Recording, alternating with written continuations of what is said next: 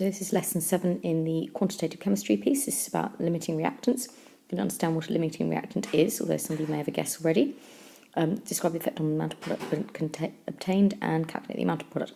Now, this example, this starter here, is basically doing what we learnt last lesson, which is our amount of substance formed.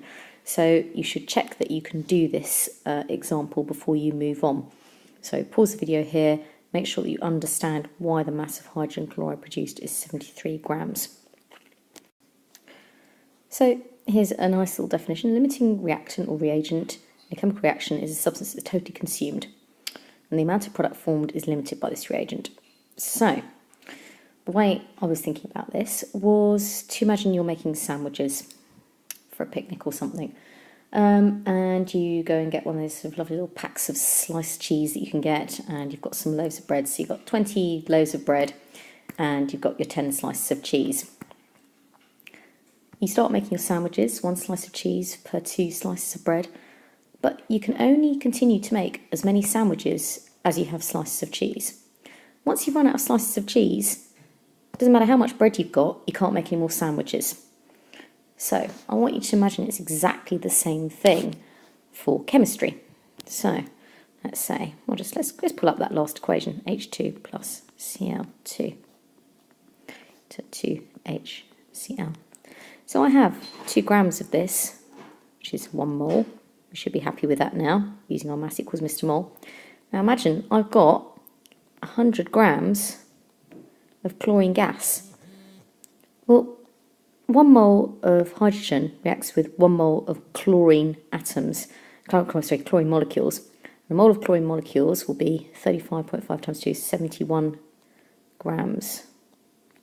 So 2 grams, sorry I've written that really badly, will react with 71 grams. It doesn't matter you've got 100 grams, you're going to have a load left over. You're going to have 29 grams left over. So that's basically what a limiting reagent is, and then we're going to look at what happens in a practical. So we did a practical in class which involved putting different amounts of magnesium ribbon into a solution of hydrochloric acid. So we measured out small amounts, increasing amounts into volume of hydrochloric acid. Now, and obviously you expect the pH of hydrochloric acid to be around about pH 1 to 2. Okay. Now, what you'll find is that because you are reacting magnesium plus HCl to give you MgCl2 plus H2, if you do not have enough magnesium, you're going to be left over with some HCl. Okay, so this is like saying the magnesium is the cheese in my sandwiches, this is the bread. If I use up all my cheese, I'm still going to have bread left over.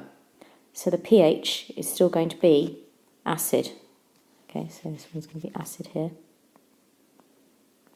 But as we increase the amount of magnesium, you've got each time, got fresh hydrochloric acid, each time you've got an increasing amount of cheese to go in your sandwiches, so you're going to use up more of the bread. So this pH is going to start to tend to become more neutral, and depending on the concentration of the hydrochloric acid, it may actually get to be neutral. Depends on what we've been given in class. So this is just to show you, it's the cheese sandwich concept. So how acid will things be, or how much magnesium should we be reacting with this much HCl? So how much magnesium do we need to make this reaction balance? So what we learn from the formula equation here, from this balanced equation, is that 1 mole of magnesium react with 2 moles of HCl. Okay, that will be used up perfectly. If we have 2 moles of magnesium, we're going to have too much magnesium. If we have half a mole of magnesium, we're going to have too little magnesium. So what you will learn next lesson is that 20 centimetres cubed of HCl of that concentration has 0.202 moles in it. So 0.02 moles HCl is going to react with 0.01 moles of Mg. Simple equation there. Okay, then we're going to use our mass equals mR times mole.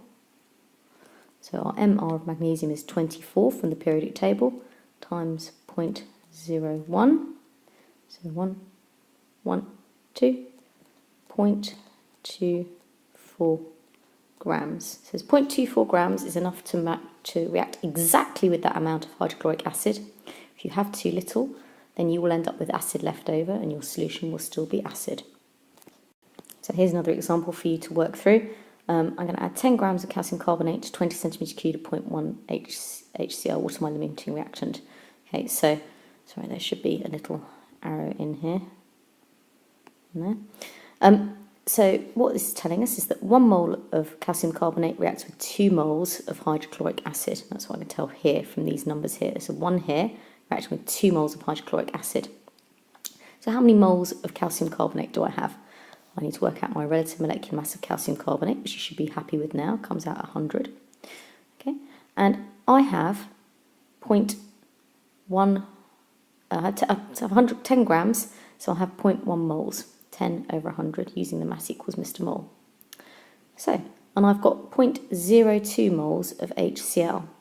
Now, in our first equation we said we've got calcium carbonate, 1 mole reacts with 2 moles.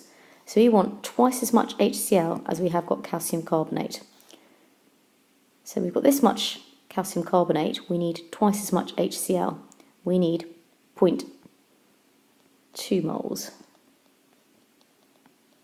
of HCl. But what I've actually got is we've only got 1/10 of that. And we know that from this little magic bit trick that I told you in the last slide, which we'll learn to calculate in the next lesson. So we have only 1/10 of the HCl that we need.